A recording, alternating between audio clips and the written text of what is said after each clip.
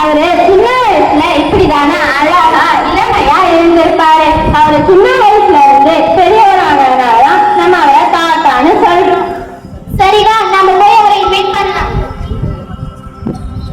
வாங்க தாத்தா. வாங்க தாத்தா.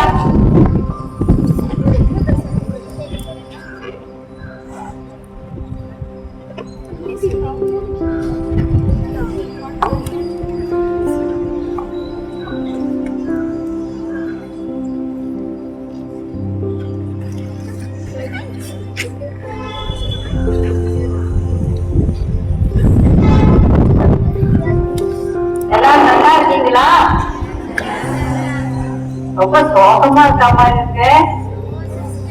நல்ல ஒரு கிளாஸ் பண்ணுவோமா? இன்னும் கஷ்டமா?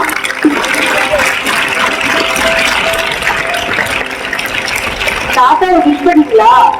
அட்லீஸ்ட் குட் மார்னிங் சொன்னால தாத்தா நம்மளால பார்க்க வந்திருக்காரு. விஷ் பண்ணாம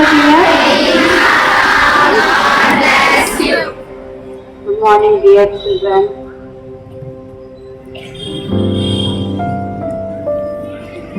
உங்களை பார்க்கறதுக்குனே நான் இன்னைக்கு வந்திருக்கிறேன்.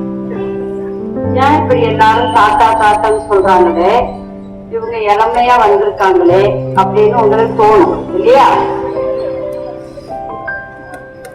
அதாவது சுமார் 6 நாட்களாக நீங்கெல்லாம் நவநாள் செய்திருக்கீங்க எனக்காக. அந்த நவநாள்ல நான் எப்படி சபையை தோற்றுவித்தேன், அதனுடைய முக்கிய நோக்கம் என்ன அப்படின்றத மட்டும்தான் உங்களுக்கு சொல்லி தந்திருப்பாங்க. நான் இளமையில எப்படி வாழ்ந்த, என்னுடைய பண்புகள்லாம் என்ன என்பது உங்களுக்கு கட்டாயம் தெரிஞ்சிருக்கணும். ஏன்னா நீங்கெல்லாம் சிறு பிள்ளைகள், வாழக்கூடிய வளரக்கூடிய இந்த பருவத்துல, இந்த இளமை பருவத்துல நம்ம எப்படி வாழணும் அப்படின்றதுக்காகத்தான் நான் உங்ககிட்ட வந்திருக்கேன்.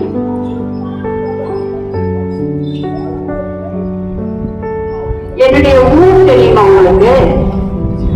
தெரியாதா?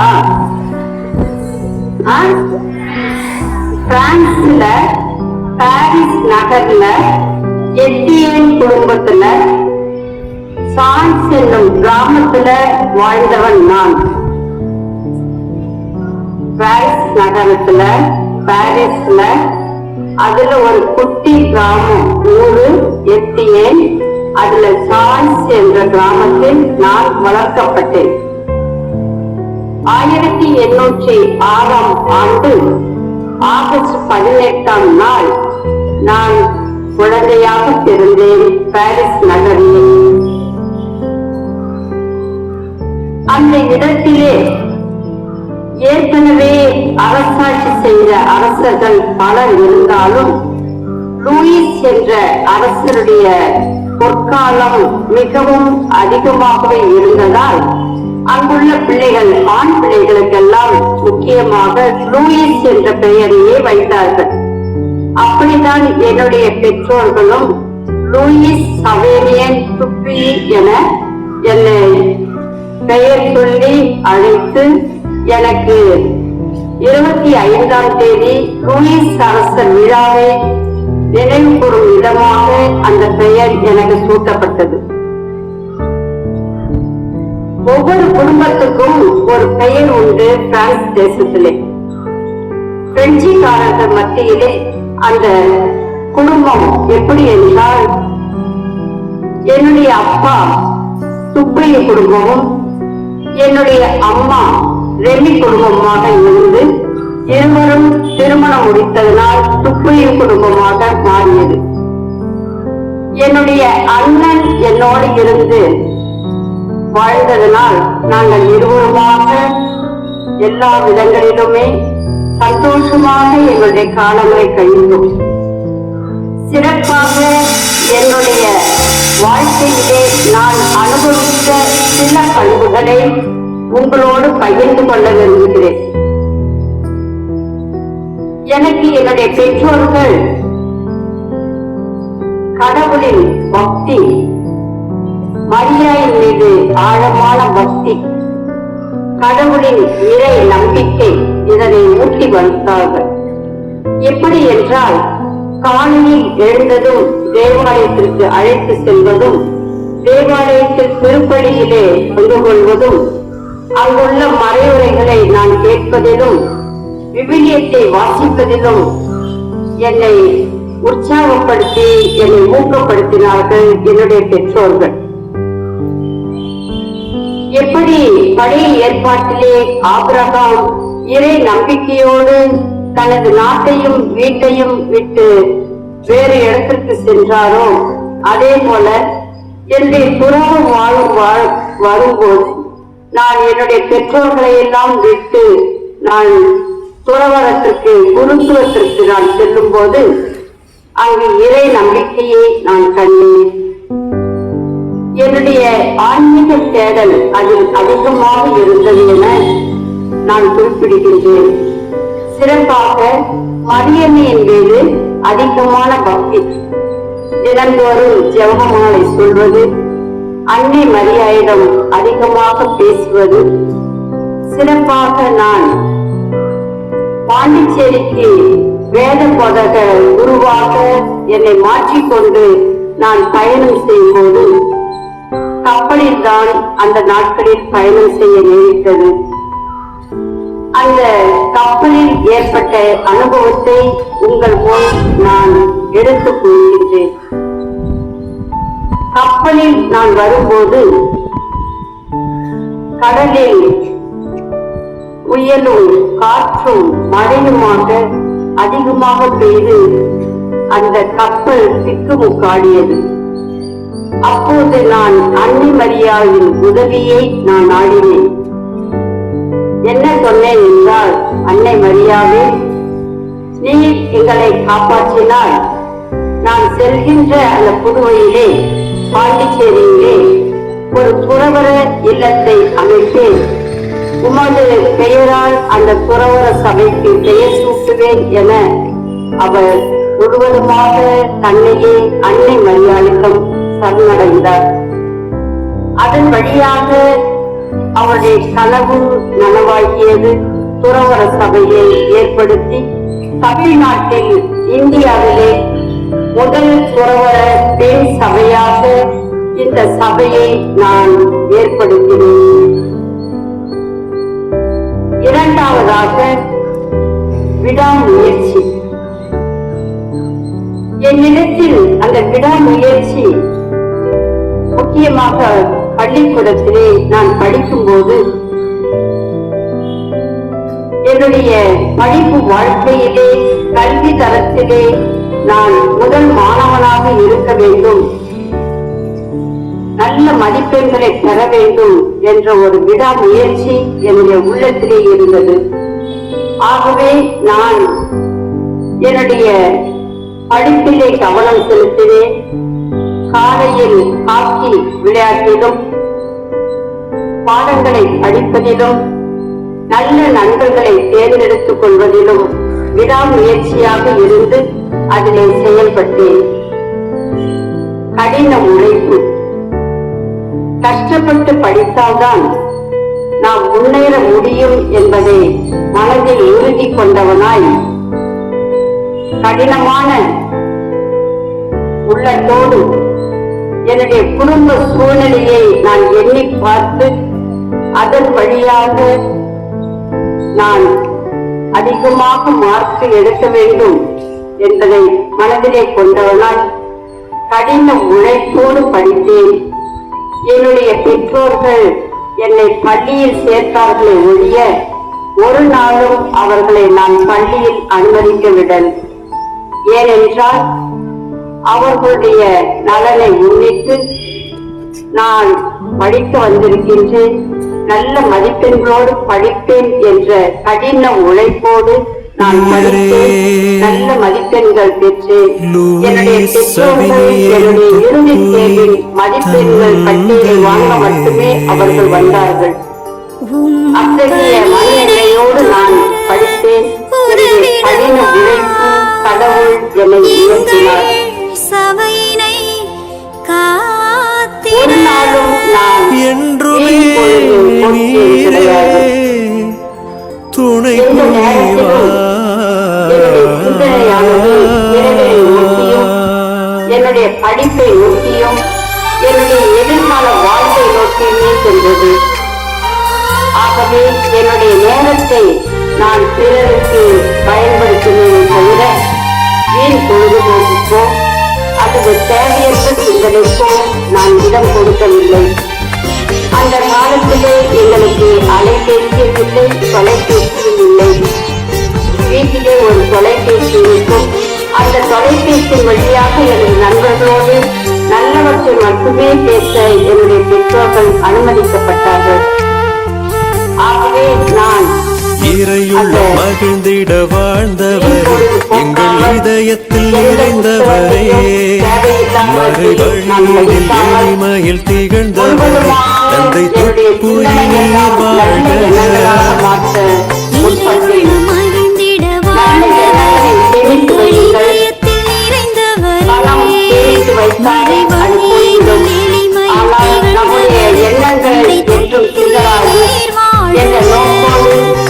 வளர்வோம்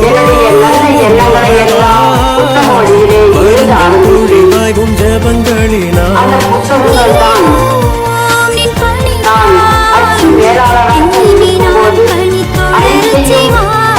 இறையுள்ள மகிழ்ந்திட வாழ்ந்தவரே, எங்கள் இதயத்தில் நிறைந்தவரே,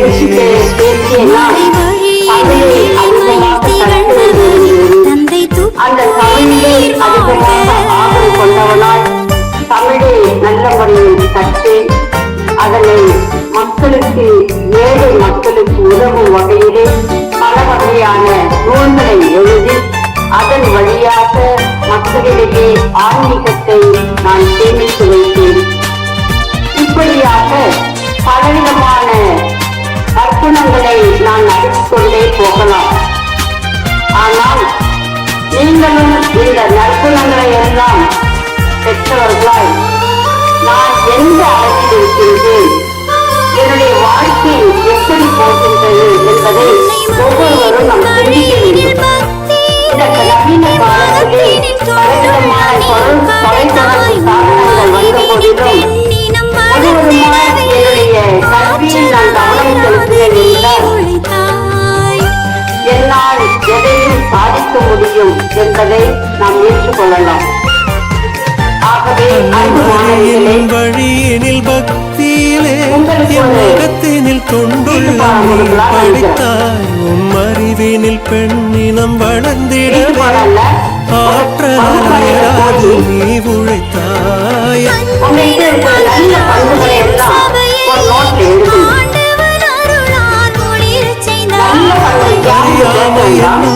அகற்றிடவே அழகின் விடியல் உதித்தாய். தீய பண்புகள் எழுதுனாக்க பக்கமா இருக்கும், ஆனா நல்ல பண்புகள் எழுதுறதுக்கு யோசிப்போம். அதனால போன உடனே ஒரு நோட்ல அழகா உங்களுடைய நல்ல பண்புகள் எழுதுங்க. நான் இப்ப சொன்ன பண்புகள் ஏதாவது இருக்கா அப்படின்னு பாருங்க. அதே மாதிரி நம்மளுடைய மௌனம் என்னிடத்துல அதிகமாக இருந்துச்சு. அந்த மௌனம் இருந்ததுனால்தான் என்னால இந்த ஒரு பெரிய இதை சாதிக்க முடியுது. இது ஒரு சவாலான வாழ்வு. ஒரு துறவற சபையை ஏற்படுத்துவது ஒரு சவாலான வாழ்வு. எத்தனையோ எதிர்ப்புகள், எத்தனையோ பிரச்சனைகள், எத்தனையோ விளைவுகள் வந்த போதிலும் நான் மனம் துவண்டு போகாமல் இருந்தது நான் என்னிடத்தில் உள்ள அமைதி. உள் அமைதி இருந்தால் வெளியிலே அமைதி இருக்கும். ஆகவே நாம் பேச்சை குறைப்போம், நல்லதை நினைப்போம், நல்லதை செய்வோம் என கூறி உங்களை அன்போடு வாழ்த்துகின்றேன். நீங்க நன்றா படிப்பீங்க, நல்ல மார்க் எடுப்பீங்க. ஆகவே உங்களை மீண்டுமாய் நான் வாழ்த்துகின்றேன். எப்பொழுதும் இந்த பள்ளிக்கும் உங்கள் ஆசிரியர் பெருமக்களுக்கும் உங்கள் பெற்றோருக்கும் இந்த சமூகத்திற்கும் பெருமை சேர்க்க வேண்டுமாய் உங்களை நான் கேட்டுக்கொள்கின்றேன். நன்றி. தூய இதய மரியன்னை சபை வாழ்கவே, தந்தை தோற்றுவித்த சபை வளர்கவே, துறவினில் இறைவன் மகிமையை பெறவே, புனிதத்தில் பெண்கள் புது விடியலை பெறவே,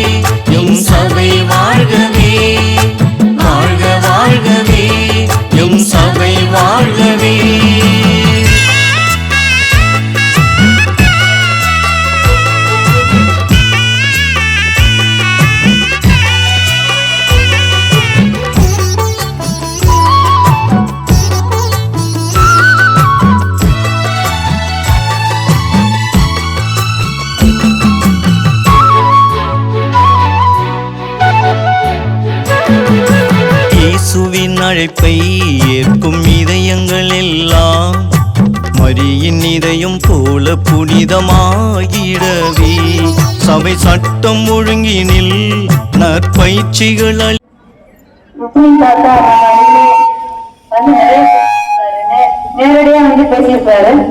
அப்படிதானே? ரொம்ப பிடிச்சிருச்சா?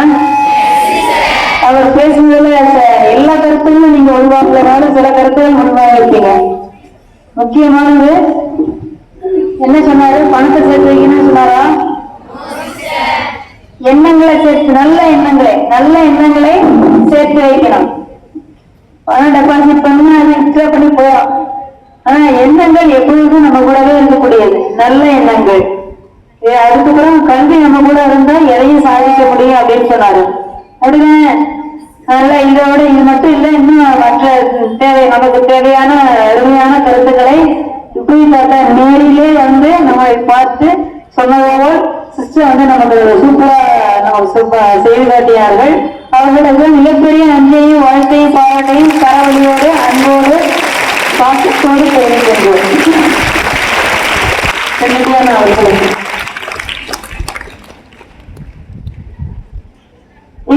இன்றைய நடனம் மலர்களால் அலங்கரிக்கப்பட்டுள்ளது. மலர்களால் அலங்கரிக்கப்பட்டு மனம் வீசி கொண்டிருக்கின்றது. அதோட டெக்கரேஷன்ஸ் எல்லாம் ரொம்ப இனோவேட்டிவா நாளுக்கு நாள் அதிகரித்துக் கொண்டே இருக்கின்றது. ஒவ்வொருவரும் அவரவருடைய நாங்கள் யாருக்குமே சமமானவர்கள் அல்ல, எல்லாரோட நாங்கள் உயர்ந்தவர்கள் தான் அப்படின்னு சொல்லி ஒவ்வொரு வகுப்புமே மிக அருமையா காலத்துக்கு ஏற்ற மாதிரி மனசை விட்டு மறையாத அளவுக்கு எண்ணங்களை விட்டு நீங்காத அளவுக்கு டெக்கரேஷன் செய்து அதோடு அதிகமா முக்கியமா ஜெபம் செய்து அன்னையின் அருளையும் அன்பையும் இறைவனுடைய ஆசிரியரையும் அவர்கள் பெற்றுத் தந்து கொண்டிருக்கின்றார்கள். இன்றும் இறைவனுடைய ஆசிரியரை அதிகமாக அன்னை வழியாக நமக்கு பெற்றுத் தந்தவர்கள் 9ஆம் வகுப்பு ஆசிரியர் பெருமக்கள், மாணவ செல்வங்கள் மற்றும் அவர்கள்.